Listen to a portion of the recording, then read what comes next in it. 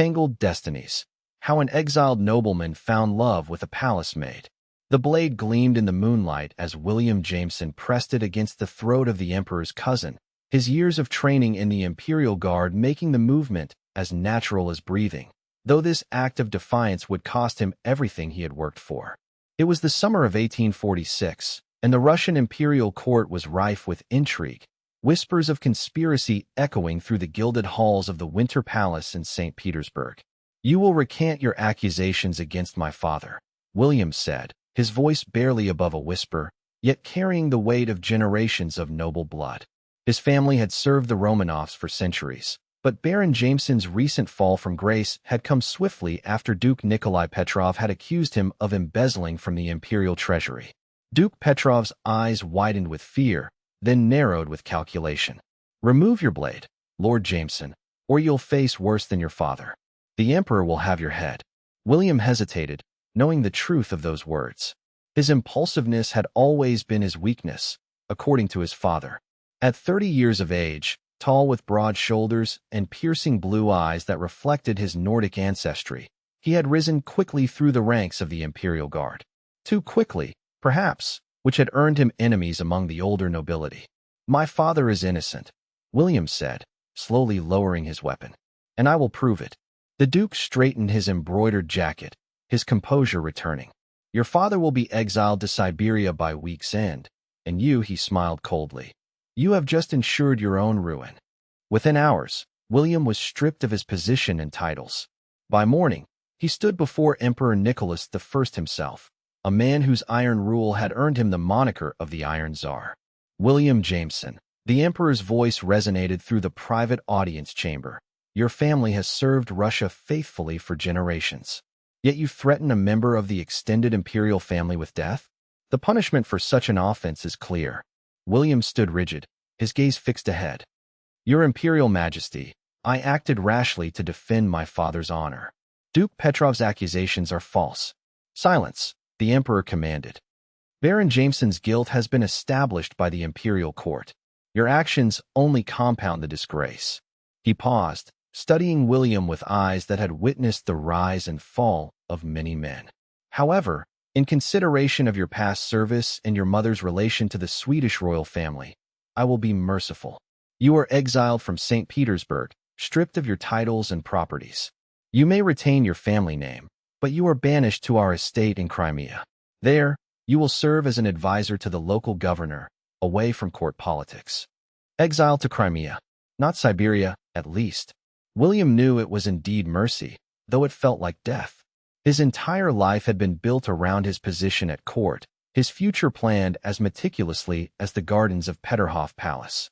Furthermore, the emperor continued, "You will depart immediately. A carriage awaits. You may take personal belongings only. Your weapons and insignia of rank remain here." By nightfall, William Jameson, once heir to one of Russia's most respected noble houses, was traveling south, leaving behind everything he had ever known. The journey to Crimea took weeks, through forests and steppes, each mile increasing the distance between William and his former life.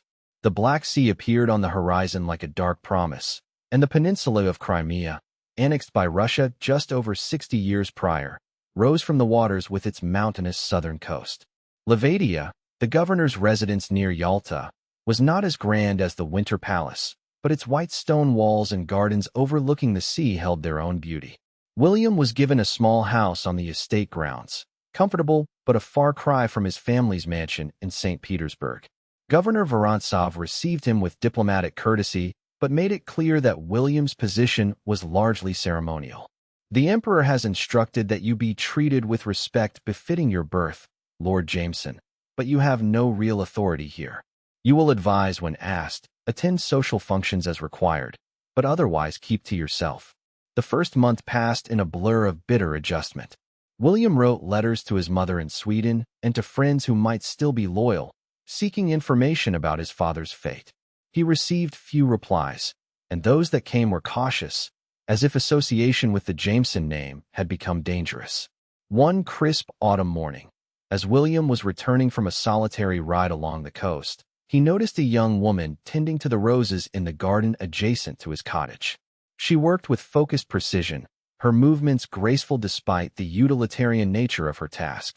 Her chestnut hair was partially hidden under a simple headscarf, and her dress, while clearly that of a servant, was neat and well kept. William dismounted, handing the reins to a waiting stable boy. "I don't believe I've seen you in this section of the gardens before," he said, approaching her. The woman straightened, turning to face him. Her eyes, the color of amber in sunlight, assessed him frankly. "The head gardener reassigned me, my lord," she replied, her Russian accented but clear. "The roses here were being neglected, much like their assigned caretaker," William admitted with a self-deprecating smile. "I was instructed to maintain this section, but I fear my botanical knowledge is limited to identifying which plants are unlikely to kill me if consumed." A flicker of amusement crossed her face, quickly suppressed. "Perhaps my lord's talents lie elsewhere." "Few talents remain useful in exile," he said, surprised by his own candidness with a servant. "I'm William Jameson." "I know who you are, my lord," she replied, then added after a pause. "I am Tatiana Kuznetsova." "Russian, but not entirely?" he asked, noting the slight differences in her speech patterns. "My father was Russian, my mother Polish," she answered, returning to her pruning. "I was born near Kiev, but have been in service at various estates since I was 14. William watched her work for a moment. "The roses do look healthier already. I should thank you for salvaging my neglect." Tatiana glanced up, studying him with an expression he couldn't quite read. "It's my assigned duty, my lord. No thanks necessary." She hesitated, then added, "Though if you wish to be useful, the soil here needs water. There's a bucket by the fountain." William laughed, genuinely surprised by her boldness. "Are you ordering an exiled nobleman to carry water, Miss Kuznetsova?" "I'm suggesting how a bored nobleman might occupy himself productively, my lord," she replied, her expression serious though her eyes held a spark of challenge. To his own surprise, William found himself retrieving the bucket. As he carried water to the rose beds, he felt oddly liberated. No one in St. Petersburg would believe the sight. A Jameson, descended from warriors who had served Russian Tsars since Peter the Great, playing garden boy for a palace maid. "You have an unusual manner for a servant," he observed as he poured water carefully around the base of the plants. "And you have an unusual manner for nobility," she countered. "Most would have reminded me of my place." "My place and yours have become rather less defined of late," William said. "Perhaps that's not entirely unfortunate." Tatiana's hands stilled for a moment. "That's a dangerous perspective, my lord. The world has very firm ideas about where people belong." "The world," William replied, "has recently informed me that I belong nowhere near where I spent my entire life preparing to be. I find I'm reconsidering many of its certainties." Their conversation was interrupted by the arrival of another servant, summoning William to meet with the governor. As he walked away, he found himself looking back at the gardener with the amber eyes who spoke to him, as if his title meant nothing. He didn't realize then that this encounter would be the first of many, or that Tatiana Kuznetsova would slowly become the one constant in his new, uncertain life. Over the following weeks, William found himself looking forward to mornings in the garden. Tatiana appeared consistently, working methodically through the beds of roses, herbs, and ornamental shrubs. Their conversations began tentatively comments about the weather, the plants, the sea, but gradually deepened. He learned that she had come to Levadia 2 years earlier, after working in several noble households in Moscow and Kiev. She had been educated beyond what was typical for someone of her station, thanks to a former employer who had allowed her to share lessons with his daughters. He was a count with progressive ideas, Tatiana explained one morning as she showed William how to properly trim dead branches from a rose bush. He believed all children should be educated, regardless of birth. His wife was less enthusiastic about my presence, however. "Is that why you left their household?" William asked, carefully mimicking her technique with the pruning shears. "In part," Tatiana replied, her expression closing slightly. "There were complications. The Count's eldest son developed inappropriate interests." William's hand stilled. "He threatened you?" "He made proposals that would have ruined me," she said simply. "I chose to leave before matters escalated." The matter-of-fact way she described navigating the dangerous terrain of being a beautiful servant in a noble house made William acutely aware of his own privilege, even in exile. "You've managed admirably," he said after a moment. Financial realities soon became apparent. However, as escalating player wages throughout the league stretched West Shire's carefully managed budget to its limits.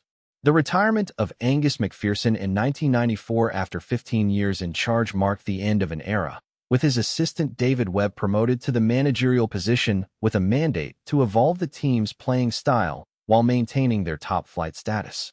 Webb's emphasis on developing academy talent reflected both philosophical preferences and financial necessity, with West Shire unable to compete with wealthier clubs in the increasingly inflated transfer market.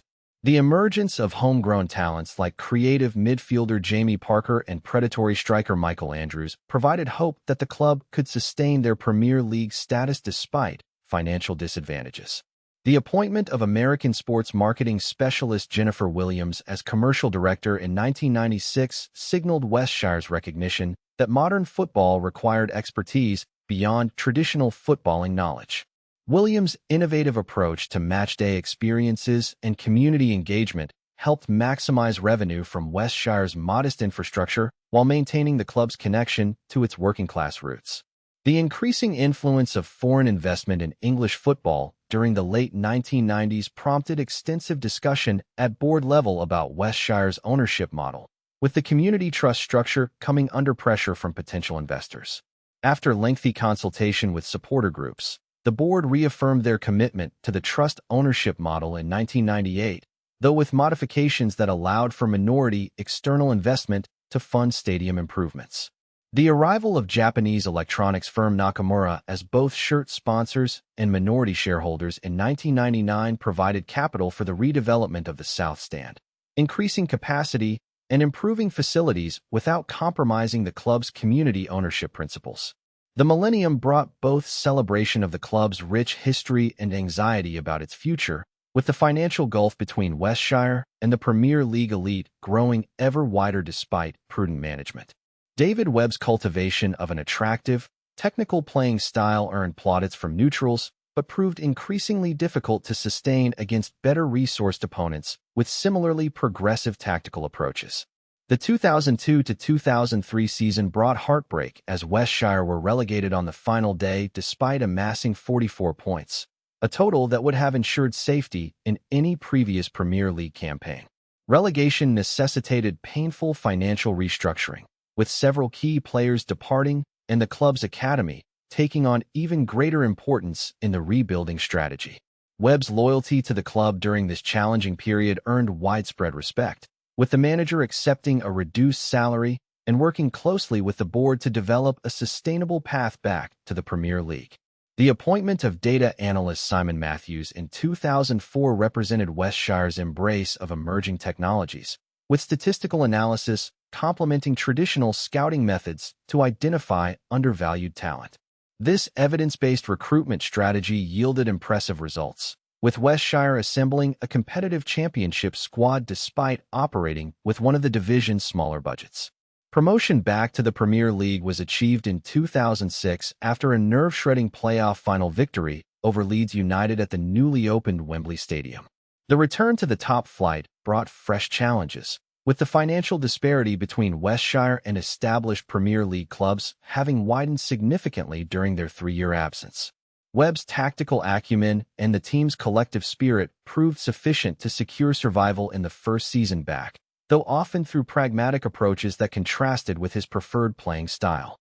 The 2007-2008 global financial crisis impacted West Shire's commercial revenues and supporter spending power, forcing further efficiencies in an operation already renowned for its financial discipline. The club's community trust ownership structure proved advantageous during this period, with decision-making prioritizing long-term sustainability over short-term sporting ambition.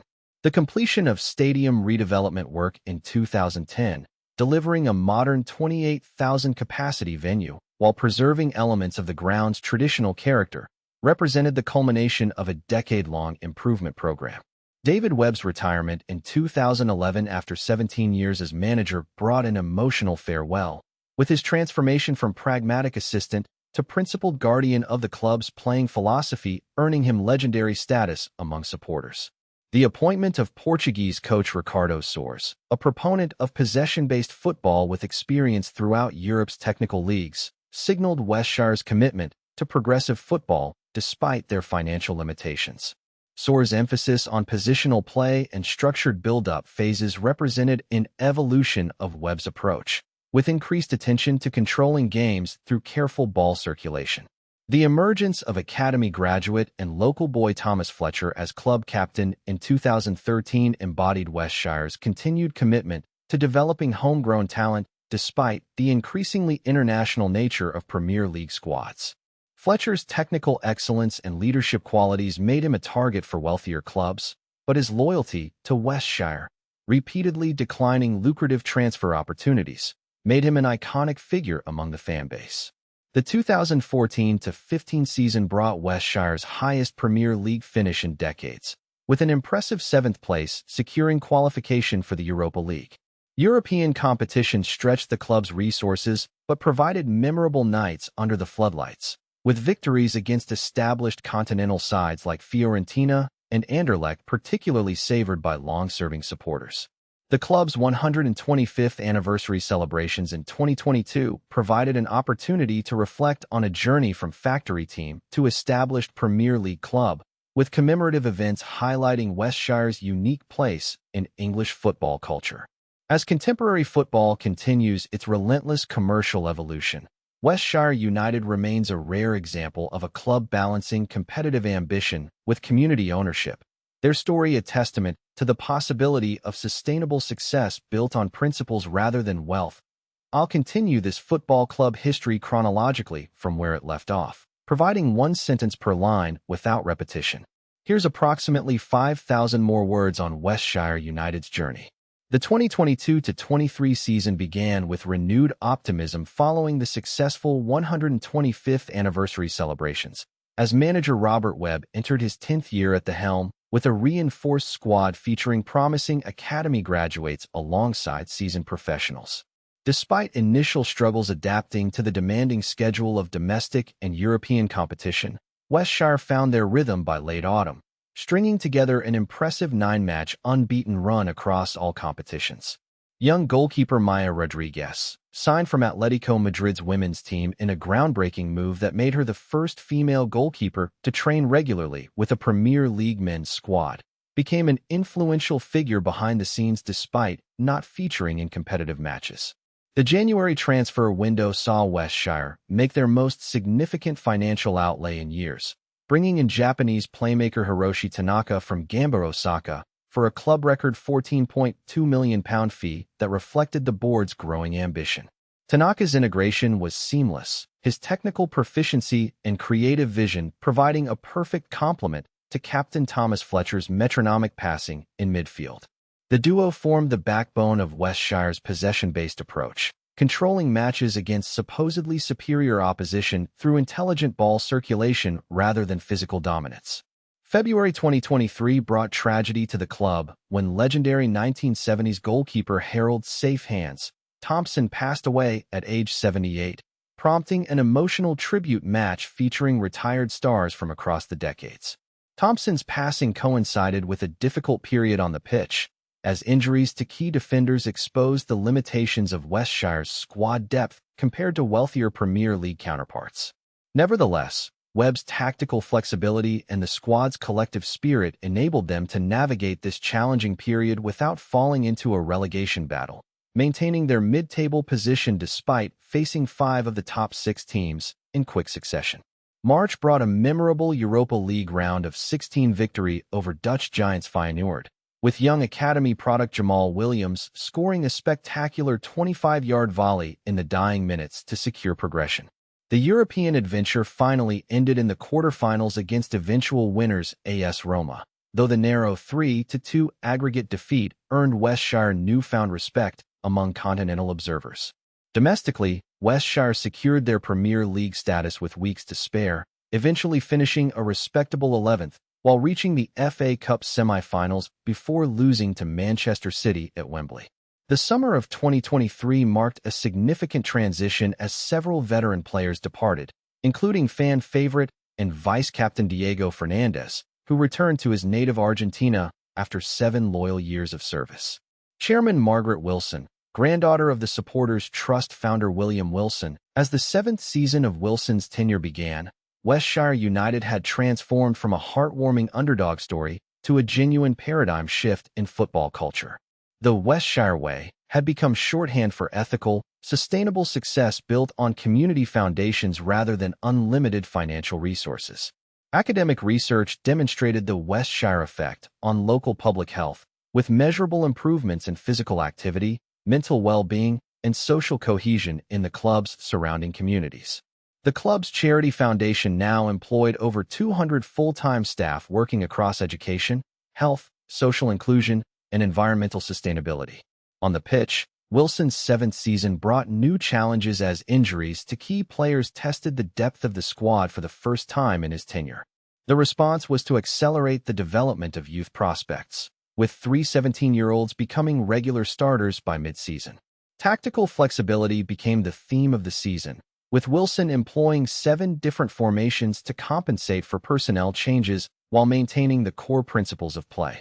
A mid-season run of 3 consecutive defeats, the worst sequence of Wilson's management, brought the first murmurs of discontent from a fan base accustomed to success. Wilson's response was characteristic, inviting a delegation of concerned supporters to observe training sessions and participate in tactical discussions, transforming criticism into collaboration. The transparency worked, with renewed understanding between team and supporters driving a 20-game unbeaten run to secure a 4th Premier League title under Wilson's management. The Champions League campaign produced the most significant achievement in the club's history, eliminating Real Madrid, Barcelona, and Bayern Munich in consecutive rounds before defeating Inter Milan in the final. The 4-1 victory in Berlin was described by UEFA's technical report as the most complete performance in European Cup final history, with all 4 goals scored by academy graduates. Captain Chidi Okafor, now established as one of the world's elite midfielders, dedicated the victory to every person who believed that football could be both beautiful and ethical. The back-to-back Champions League victories cemented Westshire's status as not just a successful team, but a transformative force in world football. Sports economists noted the Westshire premium, the additional value generated by the club's ethical stance, which offset the commercial limitations self-imposed by refusing certain sponsorship categories. The club's approach to mental health became particularly influential, with their in-house well-being team's methodology adopted by sporting organizations across multiple disciplines. Former skeptics who had dismissed Westshire's model as unsustainable were now studying it, with several clubs appointing former Westshire staff to implement elements of their philosophy. As Wilson's 8th season approached, the inevitable question arose about how long this remarkable journey could continue without the manager being lured away by a national team or one of the traditional giants. His response, delivered at the pre-season press conference, provided clarity. "Why would I leave paradise to chase what we've already built here?" The statement, emblazoned across the front page of the Westshire Guardian, was accompanied by news of Wilson signing a 5-year contract extension that included a formal succession plan. That plan involved the gradual integration of assistant manager Emma Chun into greater responsibility, preparing her to potentially become the first female head coach in Premier League history. The 8th season brought further innovation as the club introduced the Westshire Fellowship, a coaching exchange program that brought promising coaches from developing football nations to learn the club's methodology. The fellowship represented Wilson's desire to pay forward the opportunity he had received from Webb, creating pathways for coaches who lacked traditional advantages. On the pitch, the season was characterized by the emergence of 16-year-old Ibrahim Hassan, a refugee who had arrived in Westshire 5 years earlier and progressed through the academy. Hassan's breathtaking talent and personal journey captured the imagination of supporters, with his first professional goal celebrated with particular emotion throughout the community that had welcomed his family. The significance of his emergence transcended sport, providing a powerful counter-narrative to the anti-immigration rhetoric that had become prevalent in certain political circles. When Hassan represented England at youth level, photographs of him draped in both the St. George's flag and his native Somali flag became a powerful symbol of inclusive patriotism. Midway through the season, The club announced plans for a museum dedicated to the Westshire story, designed to preserve the journey from struggling third-tier club to European powerhouse. Beyond cataloging trophies and memorabilia, the museum would document the social impact of the club's community ownership model and ethical approach to success. The eighth season delivered another Premier League title, secured with a record points total that reflected the team's continued evolution under Wilson's guidance. The Champions League campaign ended with a quarter-final defeat to an emergent Ajax team that had adopted many elements of Westshire's youth development philosophy. Rather than disappointment, Wilson expressed pride. When your ideas are adopted by others, it's the sincerest form of flattery and shows we're changing football beyond our own success. The following summer brought the 10th anniversary of Webb and Hayes' departure, marked by a testimonial match that reunited the team that had won the club's first Champions League title. Webb and Hayes received a hero's welcome, but both were careful to emphasize that Wilson had taken their foundation and built something even more remarkable. What James has created here isn't just a continuation of our work, Webb noted. It's an elevation of it to heights we couldn't have imagined. The club commemorated the anniversary by announcing the Richard Webb and Christine Hayes Fellowship for Ethical Leadership in Sport, a program that would fund 50 sports administrators from around the world to study the Westshire model each year. As Wilson's ninth season began, Westshire United had evolved from revolutionary upstarts to establishment leaders, their approach no longer radical but increasingly mainstream. The challenge, as Wilson acknowledged, was maintaining the hunger and humility that had characterized the club's rise while now being the benchmark others aimed to topple. Success doesn't change you, Wilson told his squad during preseason, but it changes how others see you and respond to you, and we must adapt to being the hunted rather than the hunters. The season brought new tactical innovations, with Wilson introducing what analysts termed contextual pressing, a sophisticated approach to winning possession that adapted in real time to opponent patterns. The development of this approach was credited to assistant coach Emma Chun, whose analytical mind had become increasingly influential in the team's tactical evolution. Chidi Okafor, now in his ninth season at the club and firmly established as one of the greatest midfielders of his generation, took on a player-coach role that signaled his long-term future. The ninth season delivered another Premier League title, making it 5 consecutive championships, a run that matched the greatest dynasties in English football history. The Champions League campaign ended with defeat in the final to Barcelona, a tactical chess match described as the highest level of football intelligence ever displayed in a European final. Rather than disappointment, the result was viewed as evidence of football's tactical evolution, with Westshire and Barcelona pushing each other to new heights of sophistication. The summer following Wilson's ninth season brought significant change as several veterans of the club's rise announced their retirements or departures. The transition was managed with characteristic foresight, with replacements already integrated into the squad and the club's identity preserved despite the personnel changes. As Wilson's 10th season approached, matching the tenure of his mentor Webb, speculation naturally arose about whether this might represent the end of an era. His response came not through words but action, as preseason training revealed another tactical evolution that demonstrated his continued innovation and hunger. The 10th season began with the unveiling of Legacy Row at the community stadium, a section of seats permanently allocated to the families of the original community owners who had saved the club 15 years earlier. Wilson's decade in charge had transformed not just Westshire United but football itself, proving that sustained success could be achieved with ethics, community connection, and financial sustainability as foundations. The statue of Webb and Hayes outside the stadium had recently been joined by artwork celebrating the club's diverse fan base, creating a concourse that told the story of a football club that became much more than the sum of its victories. As the team walked out for the first match of Wilson's 10th season, the banner stretching across the Westshire end read simply, "They didn't just change a football club. They changed what we believed was possible. And we're still believing." Wilson's 10th season began with an unexpected challenge as 3 key players suffered injuries during international duty. The setbacks forced Wilson to accelerate his integration of academy graduates, including 17-year-old midfielder Lucia Chun, whose technical ability had already drawn comparisons to the legendary Hayes. Despite initial struggles that saw the team win just 2 of their first 6 matches, Wilson's tactical adjustments gradually restored the team's competitive edge.